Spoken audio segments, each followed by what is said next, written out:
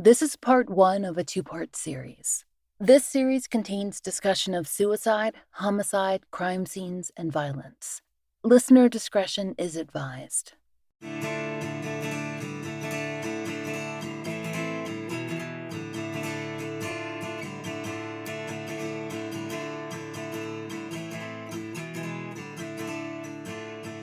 This is The Fall Line.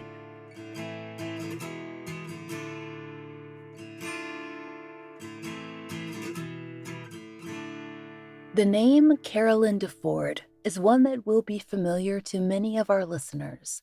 After all, she's someone that you've heard from on The Fall Line a number of times. We covered her mother, Leona LeClaire Kinsey's missing persons case in 2021, and she connected us with the family of Cherokee Finley last year. Carolyn runs the organization Missing and Murdered Native Americans and works as the Trafficking Project Coordinator at the Puyallup Tribe of Indians. This year, Carolyn brought us two more cases and connected us with two more families. One of those stories is coming to you later this summer when we move back to our seasonal format, the very deep dive shows and intense coverage we brought you in our first several years. The other is the 2016 case of Matthew Rattlesnake Grant. In December of 2016, Matthew was in a state of transition. He turned 21 that October 31st, Halloween. Just a year before, in late November of 2015, he'd moved from Alberta, Canada to Montana. After traveling back and forth between his maternal and paternal families for most of his life, he decided to settle with his late father, Ray Grant's family, on the Blackfeet Indian Reservation. His aunt, Rhonda Grant Connolly, told us that Matthew was excited to begin his new adventure in Montana. He had lots of plans and hopes, but there just wasn't enough time. Here's what his Aunt Rhonda told us. He was only here a year. He wanted to work. He didn't have his birth certificate, so he was trying to get his birth certificate because he was enrolled in the States and also in Canada. And he needed that in order to get a job. And for a short time, he moved to Great Falls with my nephew, Jordan Morgan. And they stayed there for about 4 months, and then they moved back here. And eventually he moved in with my sister Fonda, and he just tried to help, family members each and every way he could. He wasn't employed, but we did help him financially, if he needed something with all, he had plenty of aunts and uncles that were willing to help him. In December of 2016, that was still Matthew's situation. He was living with his aunt, Fonda, not to be confused with Rhonda, and hoping to start work soon. Temperatures had already dropped in Browning, and per KRTV, on December 15th, 2016, there was a winter storm. It was also the last day Matthew Grant's family saw him alive. He left his Aunt Fonda's home that afternoon, promising to return a little later, but Matthew never came home. His family and other community members searched for weeks across the Blackfeet Indian Reservation for any sign of Matthew. And for days, as they later told local media outlets, they had no official outside support in their search. We're told by Matthew's Aunt Rhonda that on the last day of 2016, on New Year's Eve, searchers finally found Matthew in the snow, in an alley, a little north of Browning. He was found only 4 miles or so from home. It was clear, Rhonda says, that he'd been purposely left there. There was an autopsy, but even before that ruling came in, it was obvious. Matthew Grant had been murdered. But why? He'd only been in Montana for a year when he disappeared. Matthew's Aunt Rhonda tells us that the family even has a pretty good idea as to the whys and whos in his case. But now, they're waiting for the win, as in, win resolution, and justice will come. 6.5 years later, his family in the United States and Canada has yet to see an arrest in his homicide. Despite a $10,000 FBI-sponsored reward and a number of tips, Matthew's case is currently unsolved. Matthew's family has worked to get his story out as part of MMIP initiatives, that's Missing and Murdered Indigenous People, since his death. They often work with the family of Ashley Loring Heavyrunner, whose story you may be familiar with. She was featured on Season 3 of the podcast Up and Vanished. Like Matthew, Ashley also lived on the Blackfeet Indian Reservation. She disappeared 7 months after Matthew, in June of 2017. Unlike Matthew, Ashley has never been found. Tenderfoot TV has offered a $50,000 reward in her case. There have also been other recent cases that have hit close to home for Matthew's aunt, Rhonda, and the larger community. Sometimes their names are mentioned in articles featuring Matthew and Ashley when the crisis of MMIP is discussed in Browning and beyond. For instance, in April of 2021, 2 unrelated disappearances were reported just days apart, both involving members of the Blackfeet Nation. 3-year-old Arden Preppian disappeared on April 22nd, and 26-year-old Leo Wagner on the 27th of April. By the summer of 2021, KRTV reported that, quote, the Blackfeet Tribal Business Council had established $10,000 rewards in each case. Both are still missing today, though their cases have taken different investigatory turns. Arden was, quote, last seen with her non-custodial uncle, Hayhax VL, who was watching her at the time of her disappearance. An extensive search followed, but only, quote, footprints leading to a river 50 yards away from where Arden was last seen were discovered, along with the shoes searchers believed to belong to the child. As of the time of this recording, Arden Preppian has still not been located, but her uncle and his partner were charged in relation with her case. Per the local Fox affiliate, her uncle was, quote, charged with negligent endangerment and child endangerment, and his partner with, quote, accountability. These charges were based on alleged failure to, quote, properly supervise a young child in potentially dangerous conditions. According to a Missoulian article from late 2021, Arden's uncle was eventually given, quote, a 9-month suspended sentence that included house arrest for negligent endangerment. At his sentencing, Arden's uncle, quote, accepted responsibility for the loss of Arden. Via reporting on the court case, it was explained that Arden's uncle had been watching her on the evening she disappeared and had taken her to the 2 Medicine River area so that he could practice target shooting. Per the Missoulian, quote, he noticed Arden was missing while he was reloading his gun. After looking around, he saw footprints of hers leading toward the river, starting about 40 to 50 yards from where the water was. He and his girlfriend searched for several hours, and then his girlfriend called law enforcement to report her disappearance, end quote. The uncle's girlfriend's charges were dropped per the plea agreement. According to KURL-8, her mother, Arbana Preppian, passed away in October of 2022 with no definitive answers as to what had happened to her daughter. KURL also reported that the Silent Warrior Coalition, an advocacy group formed in 2016 on the Blackfeet Reservation, had, along with Arden's loved ones, continued efforts to find her to this day.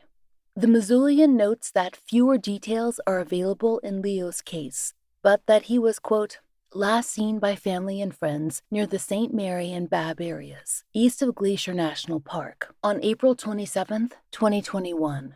An extensive search of the area turned up, quote, clothing and items thought to belong to Wagner at a cabin in the area. Quote, a spokesperson for Blackfeet law enforcement said that the recovered clothing items, quote, indicate Wagner was severely injured.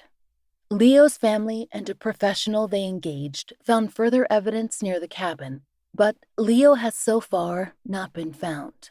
In July of 2022, the Bureau of Indian Affairs announced that their Missing and Murdered unit would be taking the lead in both Arden and Leo's missing persons cases. According to the Independent Record, as of June of 2022, quote, there were 173 active missing persons cases in Montana. Of those, 44 of those cases, or 25%, were listed as Native American. Indigenous people account for 6.7% of the state's population, end quote. And according to an ABC News segment that featured Monty Hills, a tribal law scholar, the cases of missing and murdered on reservations can be made more complicated by the overlapping agencies who may be involved. Mills explained, quote, "Fundamentally, you have three different governments who are responsible for protecting public citizens in Indian country: the federal government, state governments, and tribal governments. And anytime you get three governments together to try and do anything, it becomes challenging." Things have certainly been challenging for Matthew Grant's family. From the very first days of his disappearance to today, when his homicide case remains open, his Aunt Rhonda and his other loved ones have continued to pursue answers.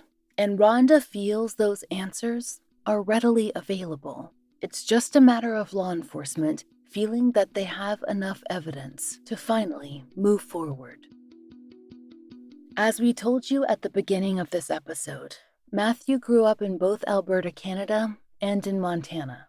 Though he spent more time in Canada, his visits to Montana and his father's family were significant.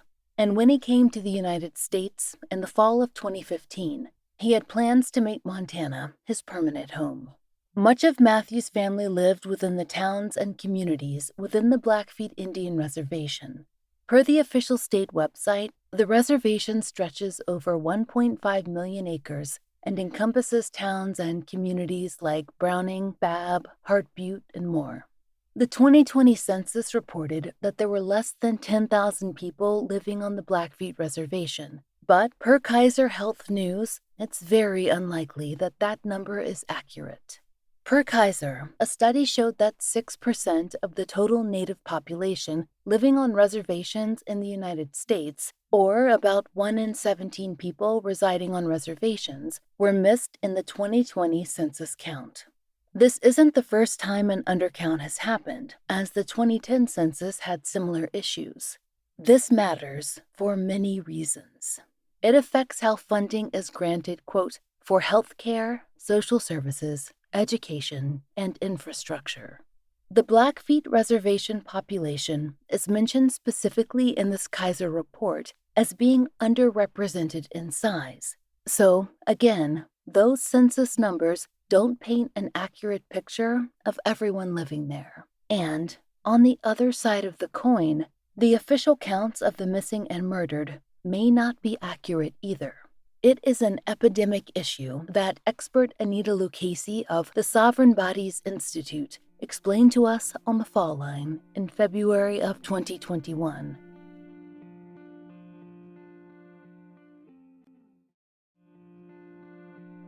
When he was growing up, Matthew Grant spent his time on both sides of the northern border.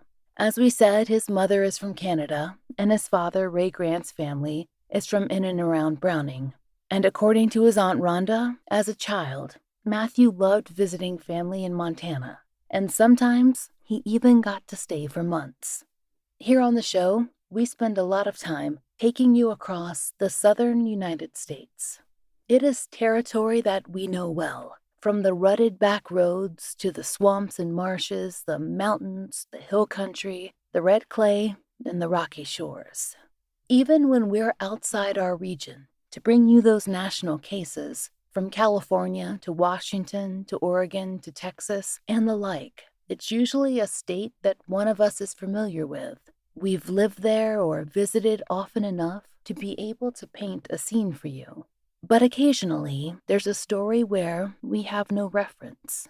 The state of Montana is one of those places. It's a region we can watch in videos and see in pictures, but can't quite describe.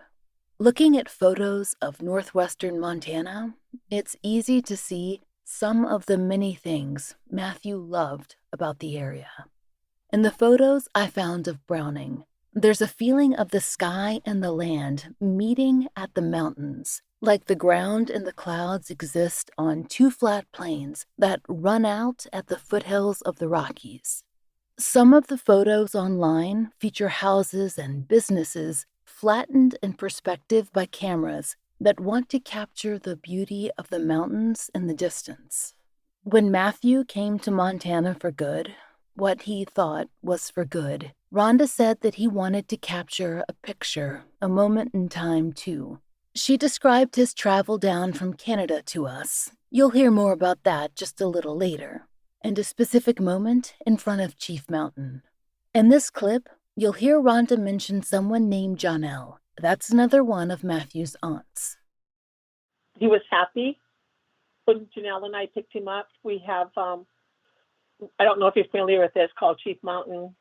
It's kind of like a sacred mountain, and it's between, just about very far from the border of Canada.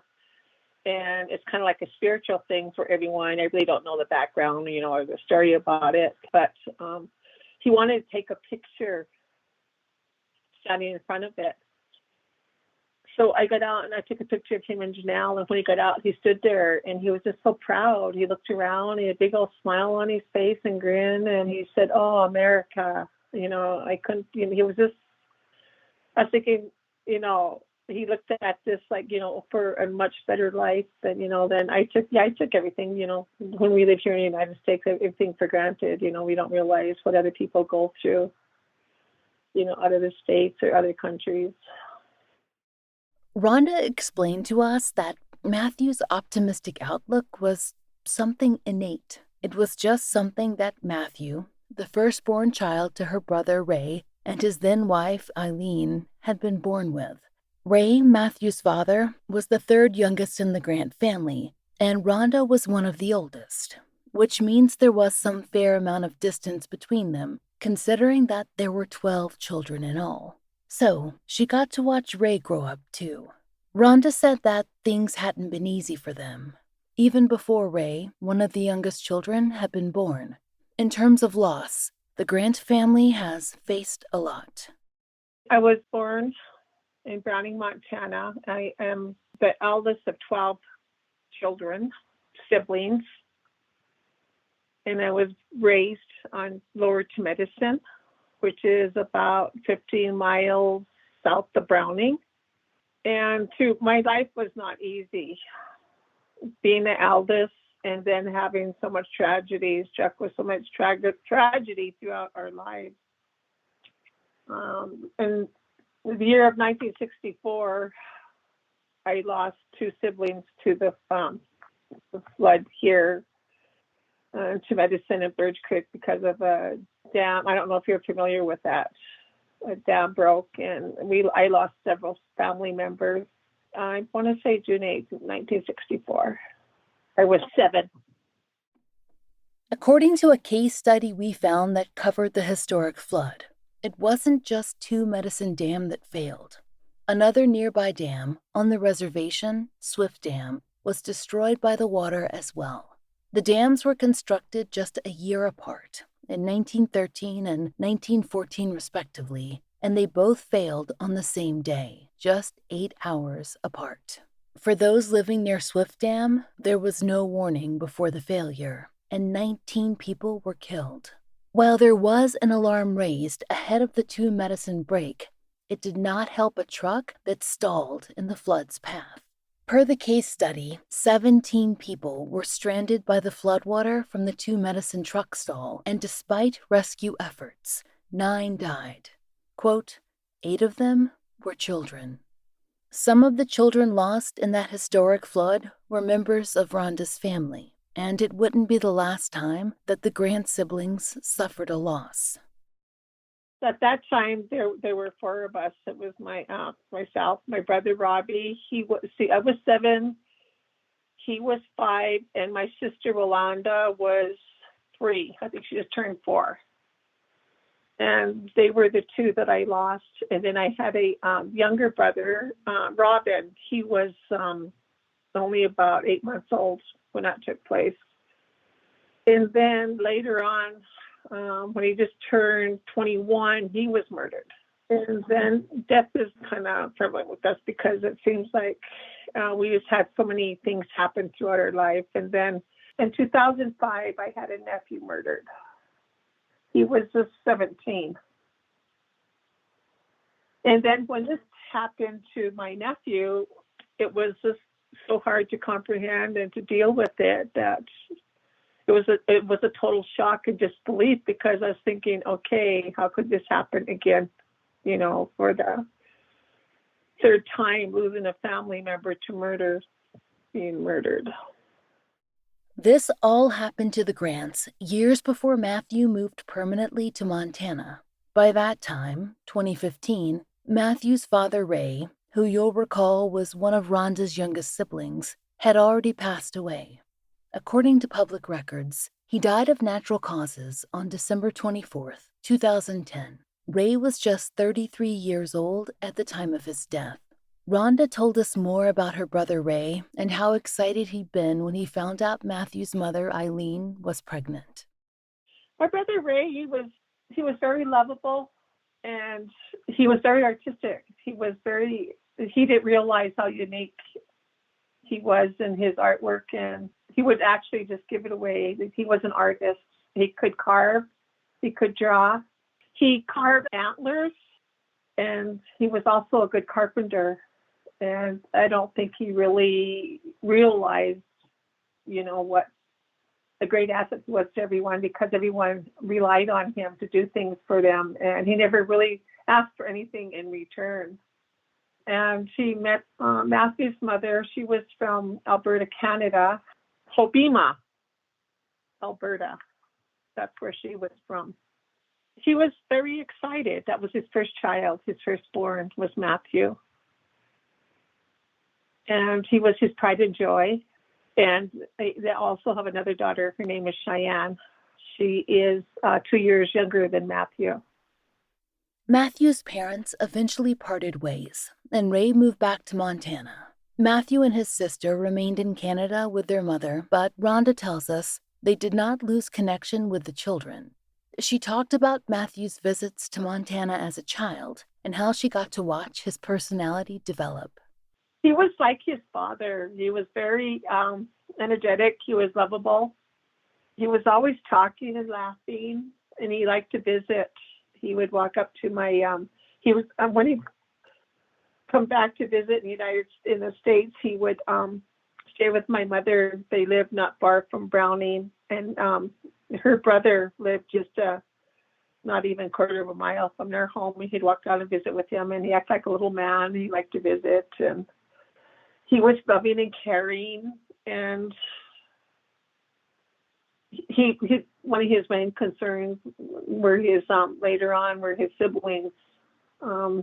He was a type of person that was never upset. He always looked at things like everything happens for a reason. He didn't really dwell on it, and he tried to, if a person was down, he was good at lifting their spirits. And he looked at life in a way different, from the way I see it, that everything to him was good. He found good in everyone. And he trusted each and every one. He didn't have any, hard feelings. And that was his one mistake. He trusted too much. And I told him that a couple of times. He would meet someone and he'd go home with them. And I'd tell him, you don't even know him. No, but they seem like a good person. He seems nice, and become buddies. But, that I told him that's something you don't do. You don't do that. But Rhonda says that's just how Matthew was, especially when it came to his mother and sister and the younger siblings he'd later have. He was caring and sensitive to how they were treated, and it hurt him when they felt pain. Rhonda remembered that as a young boy, Matthew would tell her how upset he'd get when other children would pick on his sister, Cheyenne. And I said, what do you do, my boy? I said, do you stick up for her? Or do you? And he said, yes, Auntie. He said, I tell him, please leave my sister alone. That's the type of person he was. He didn't believe in violence. Rhonda told us that, though he had strong ties in Canada, Matthew told her for years that he wanted to come to the United States for good. Things could be difficult in Alberta, and he seemed at his happiest when he spent time in the States. But when he was little, it could just never be a permanent situation.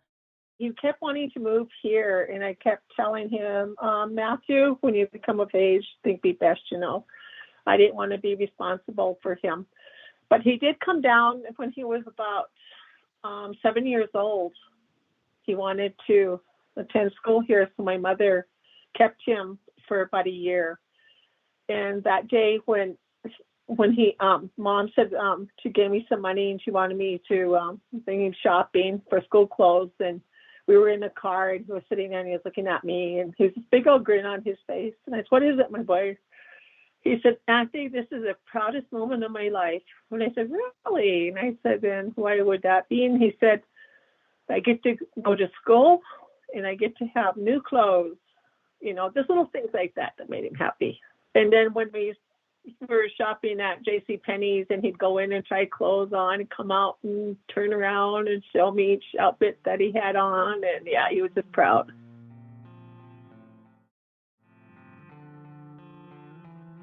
So, as we told you, in the fall of 2015, Matthew decided he was coming permanently to Montana.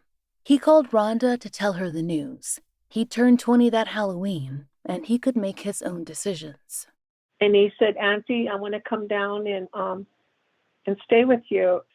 When he said that, I had this awful feeling. I said, "No, my boy." I said, "Just wait." I said, "Right now, it was like in November." I said, it's snowy and it's not safe to be on the road." And I said, "And you'd have to probably catch a bus to Fort McLeod, and then we have to drive up and pick him up from Fort McLeod. And, considering the weather and the roads condition, it just didn't seem safe." And I told him, "Just wait till the summer. And then maybe Janelle and I, my sister," I said, "we can maybe just take a trip to Canada and pick you up." And he said, "Oh, okay." And out of the blue, he calls me about 7 in the evening. It was cold and ugly out, a lot of snow on the ground. And he said, "Auntie, I'm on my way down." I said, "What?" He said, "I'm on my way down." I said, "Matthew, what did I tell you?" I said, "The roads are bad and I don't care to drive on if it's not safe." And then just to show you what type of person he was, he calls me and he said, "Auntie, I met this lady. She's really nice, an elderly lady, and she wants me to come to her home." And I said, "What?" And he said, "Yes." He said, "She's really nice." And I said, "Don't you dare get off that bus." So what does he do? He goes home with her brothers and her. I couldn't sleep all that night. I was just so worried.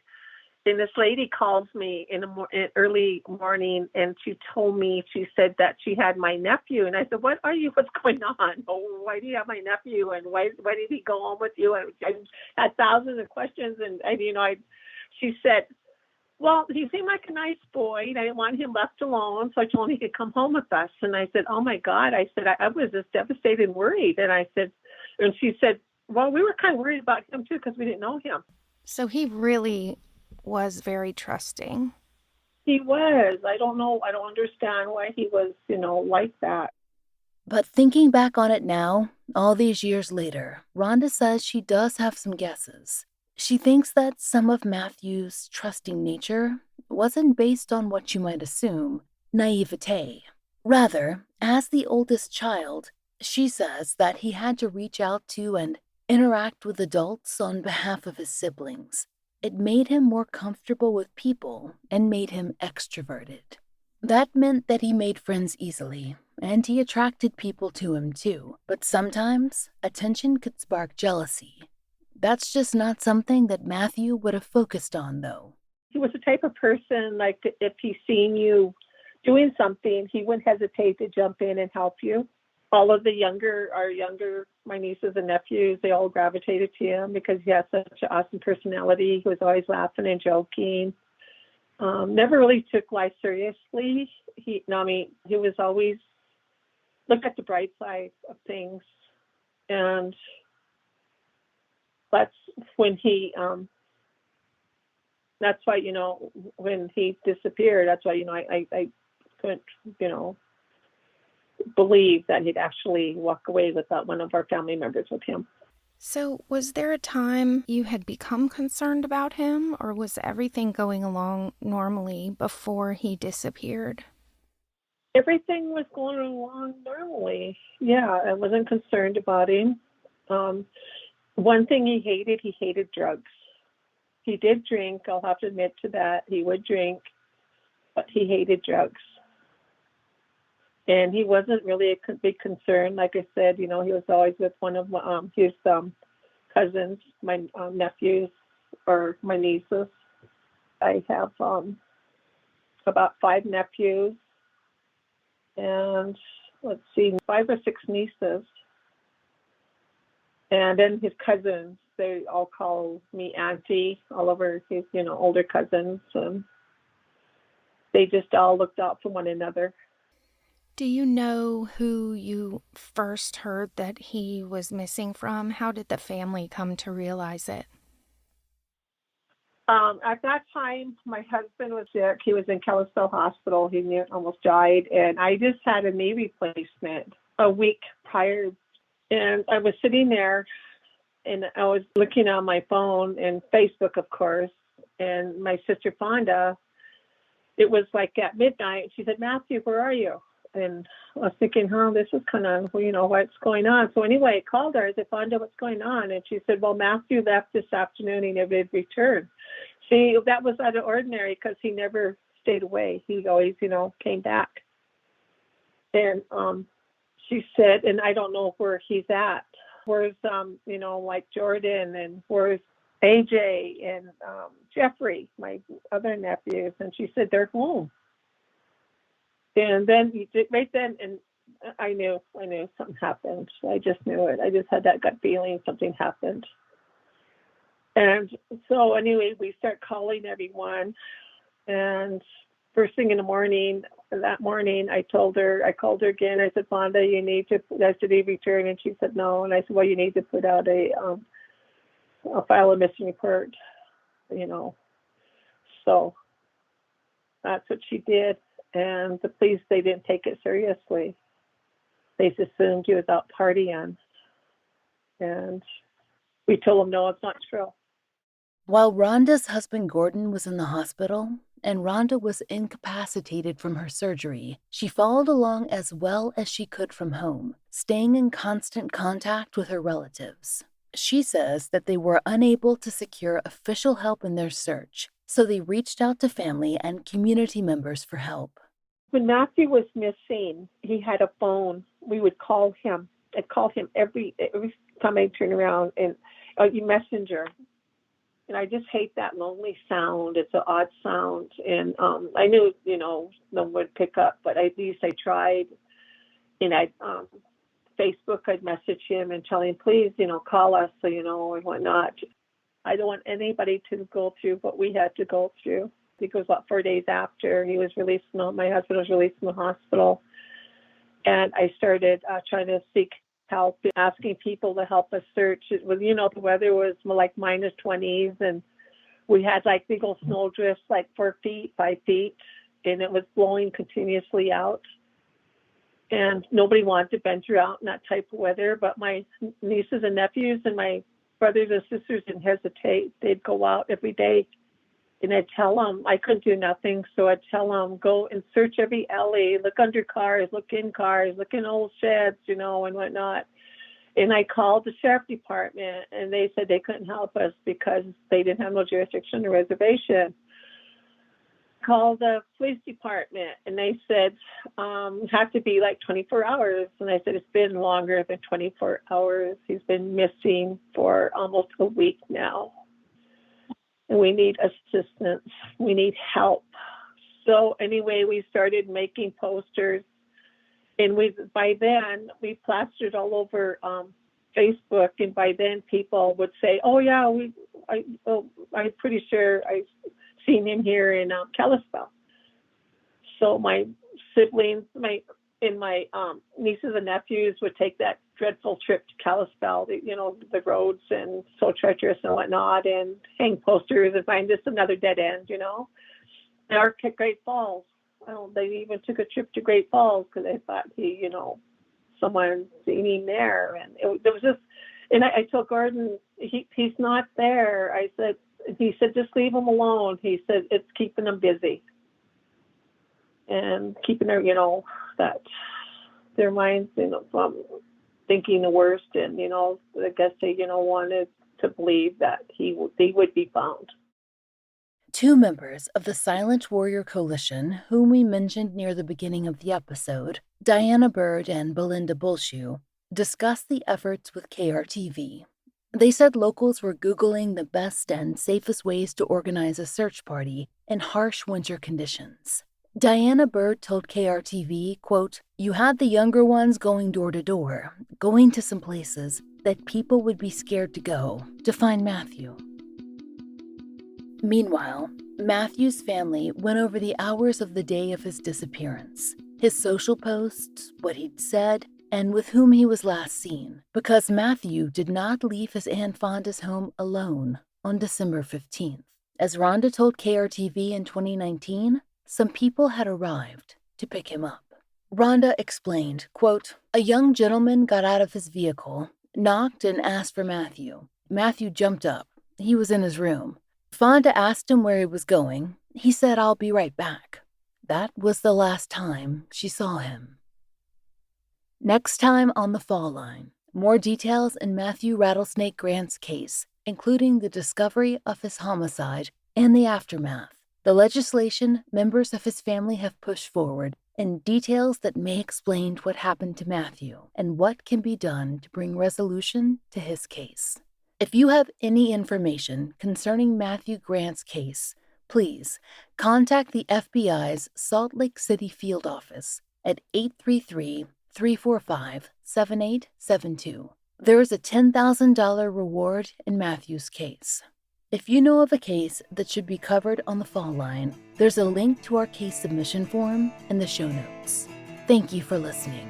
The Fall Line is an independently produced show, and we appreciate listener support. It allows us to do research, obtain FOIA, pay our content advisors, and support and donate to the causes we care about. If you try out the products we advertise, please use our sponsor codes. It really helps. And please, take a moment to rate and review our show in your podcast app of choice. If you're interested in pre-ordering my book, which covers a year of my life working on a Jane Doe case and the world of forensic scientists who resolve unidentified persons cases, you can find a link in our show notes. My book is titled Lay Them to Rest, and it's out this October.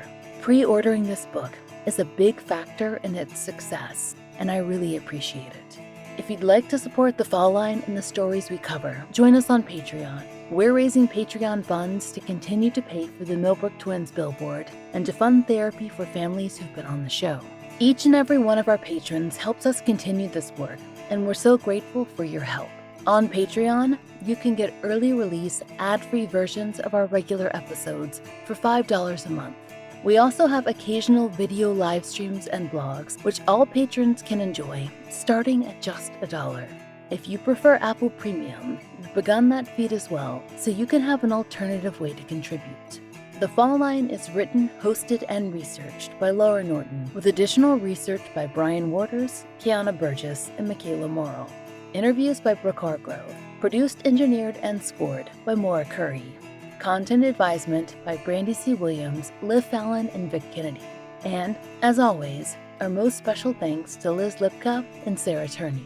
As of November 2022, monthly donations are going to Season of Justice to support their testing and their family grant initiatives.